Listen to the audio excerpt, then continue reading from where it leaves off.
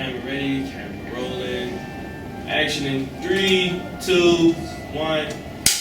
Hello and welcome to FSM News. I am Britney Mark. And I'm Immanuel Moses.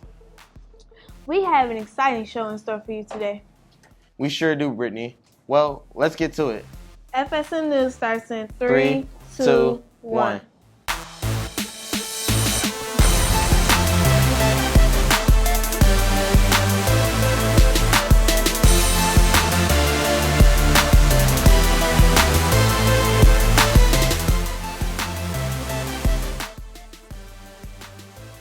Hey Manny, did you hear about the new Whole Foods in Inglewood? I sure did, Britney. Now I have more options to choose from than just restaurant food. That sounds like gentrification to me. Isn't that a good thing? Yeah, but gentrification isn't always what it seems to be. Well, let's hear from Daria Blakely so we can find out more about it. Gentrification is removing low-income families and renovating the area to fit middle-class tastes. This can remove families from their homes and essentially tear apart emotional bonds that people have with their communities. Johnny Rivers is a local rapper and producer who resides in the Inglewood area on the south side of Chicago. Through the years, gentrification has affected the Inglewood area and other parts of Chicago. We asked him his views on this issue. Gentrification is beneficial for the people who have money, mostly people from the middle class and the higher class. It's definitely not beneficial for people like me. I don't belong to the middle class or the high class. So when I think of gentrification, it's moving people like me out of a neighborhood that I was raised in. Inglewood made me the person who I am today. And a lot of the people that used to stay in these neighborhoods are being pushed out. I see abandoned buildings, vacant lots that's not being taken care of. It makes the neighborhood look terrible. But it's sitting there because the rich are coming in and they're buying everything in the neighborhood. Stephanie Coleman is a young woman who is the 16th Ward committeeman. She currently resides in the Inglewood area. Stephanie constantly sees Inglewood changing. This is what she has to say. My community, which is the Inglewood community, has gone under, we are the highlighted community of the city of Chicago, if you will. We just recently had a new Whole Foods, a new development on 63rd and Halsted called the Inglewood Corridor, where we have new businesses such as Inglewood Whole Foods Market, a new Starbucks, Chipotle, and other retail stores. Inglewood is definitely an up-and-coming neighborhood that is getting a lot of attention and traction right now. With gentrification on the rise, many racial groups have been separated into different groups based on income. When I first moved to Inglewood, it was a lot predominantly black. And now, like the years that has passed, I see more Hispanic coming in the neighborhood, mostly people from the lower end of it in the 50s. A while ago, I seen a few white people walking down the street that's moving into the neighborhood, which is something I'm not used to. So that changed right there. Even with our own culture, you know, African Americans make up South Side, West Side, and they're North Side, East Side. There are so many sides of Chicago, and just as I was thinking about, just like in Oakland, California, where different cultures live on the same block, are each other's neighbors. Wow, I never knew that gentrification could have a strong impact on people. Yeah, you're right, Britney. Although it has its pros, it can really cause an inconvenience. Well, enough about gentrification. I'm so stressed. About what, Britney? You're only a junior. But you're only a sophomore. If we're stressed out now, just imagine how it will be when we become seniors. Well, here's Justin Patterson with a package on senioritis. Senioritis is a supposed affliction of students in their final year of high school or college, characterized by a decline in motivation or performance. How does senioritis affect you? Senioritis affects me because I'm stressed out and I lack motivation because stuff just doesn't go my way all the time. During your senior year, have you ever experienced a lack of communication or motivation?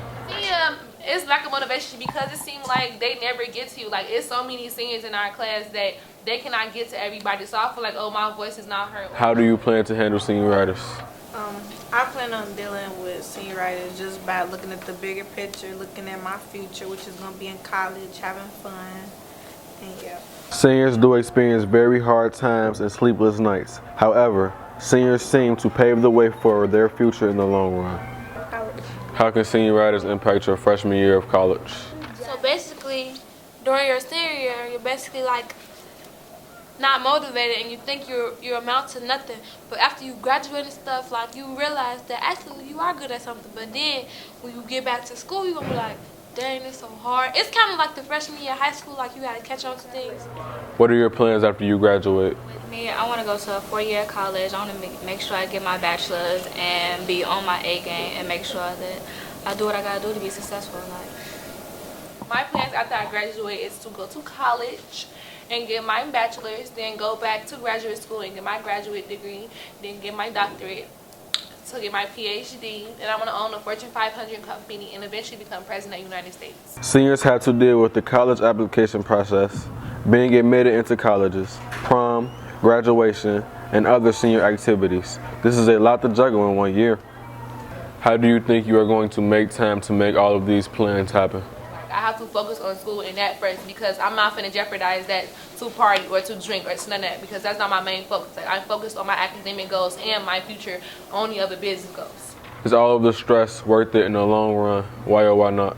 Stress is worth it in the long run because like you did something, you made it, like you made it. Like when you make it, you just gonna be like, dang, I just did all that stressing and I made it in the end, like I made it. Reporting for FSM News, I am Justin Patterson.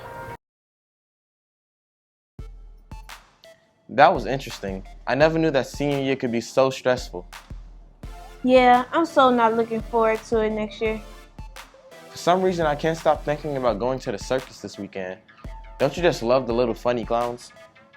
You obviously haven't been watching the news lately. Nope.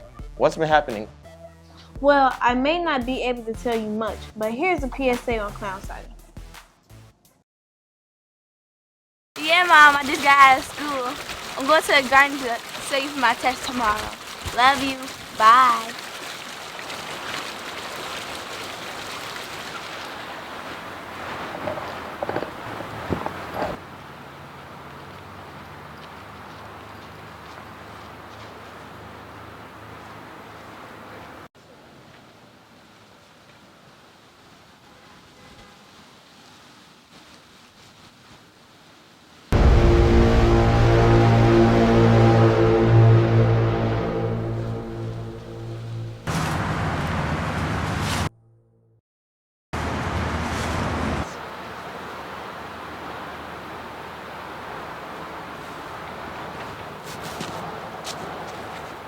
I don't talk to strangers, get away from me.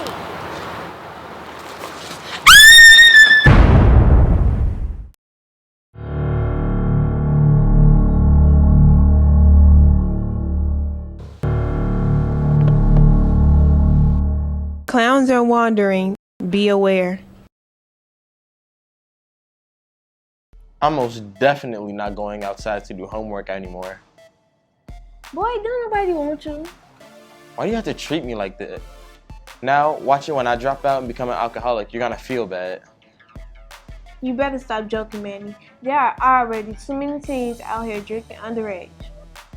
Speaking of that, here's Jarlicia DeGear with a Did You Know on Underage Drinking. Underage drinking is a serious health problem in the U.S. It has become one of America's leading causes of teenage death.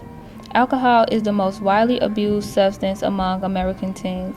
Studies have shown, on an average, teens began drinking at age 14. This puts teens at risk for violent alcohol-related crimes like drunk driving. 5,000 teens every year die as a result of underage drinking.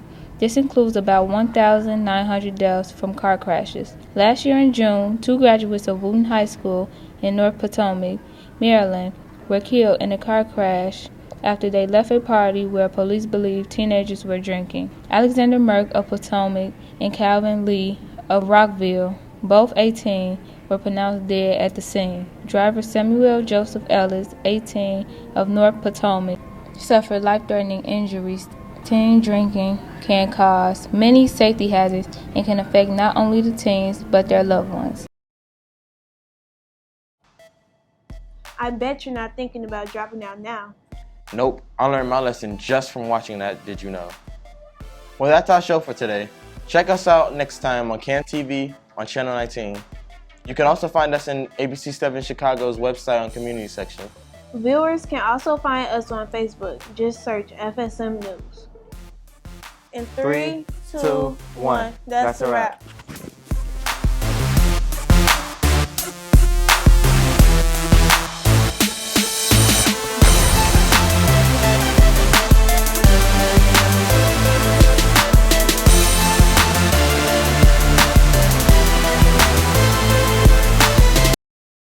Free Spirit Media cultivates diverse youth voices to transform media and society.